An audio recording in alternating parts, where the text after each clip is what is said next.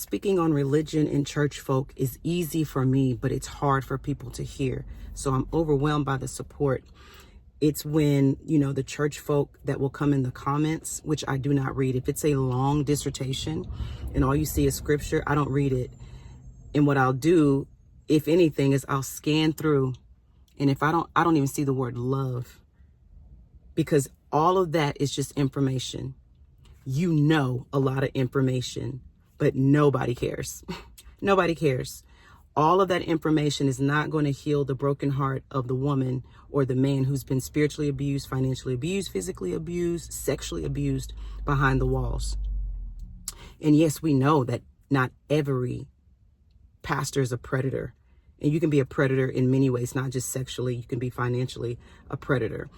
We know that. But that doesn't heal the heart of a broken person who says that her pastor was a predator. That's on my YouTube comments. All that information, 1 Timothy, all this, the elders, the setup of the ministry and how it's supposed to be outlined, none of that matters. None of that matters. My pastor charged us all a $50 fee every week. And if we were late, there was a $35 fee. None of that matters. All that information. I don't even see the word love. People would be more receptive if you said, I love you, sis. I hear you. Hey, hit me up in the inbox, share your story, share your experience. We don't care. And I heard this long time ago. Nobody cares how much you know until they know how much you care.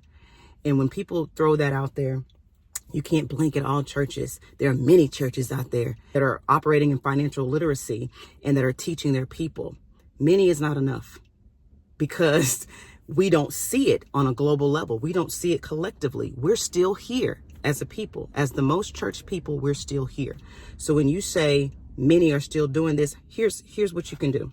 I want you to show me one church where what the leader has taught and brought has over half their congregation debt-free, having their own businesses, money's going to each other. We're exchanging businesses and things like that. Show me one. I said we're over half the congregation, not on their own accord, but because of what the leader has taught and brought. The wisdom that he's brought, the classes that he's brought, whatever it is, him putting his people on or her putting her people on. I know people don't believe in women pastors. I'm addressing everybody. Show me one congregation where he or she did that for their people. I've yet to see one where what they brought and what they have been teaching, and not just the scriptural principles. I'm talking about hands-on, dirty, getting in there, showing their people how to do this, how to do that. And here's the thing. Most pastors won't do that. I'm going to say most until I see most of us thriving and flourishing. So get over it. Most people do not, most pastors and leaders, because they themselves are not flourishing like that. They're cool and they're content with receiving the offerings. I was married to a pastor. I talk what I know, not what I heard.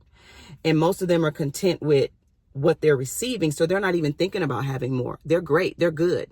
And so they're not going to take their people to more because they're not going for more. And I talked about that in a video, why sometimes it's dangerous to be under somebody, because wherever they are, whatever level they're on, that's where you're going to stay. If they don't want to go any higher, you'll be stagnant because they won't go further. Right.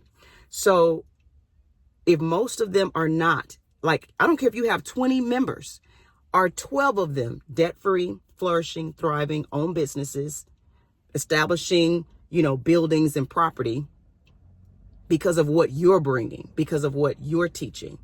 Just show me. Then I won't say all until it's all because it's a system. Not every church has predator pastors abusing, taking over the money and misusing the money. Not all of them are doing that. But systematically, what is it doing for us? Even if they just come and sit and get, and you're not touching and doing all the things as a leader, if they're just sitting and getting, what are they getting that is causing their life to flourish and thrive? That's the whole point of all of this.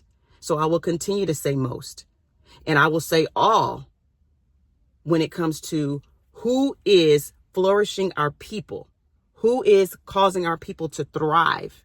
And I want to say this, over half, let's just start there. I'll be fair.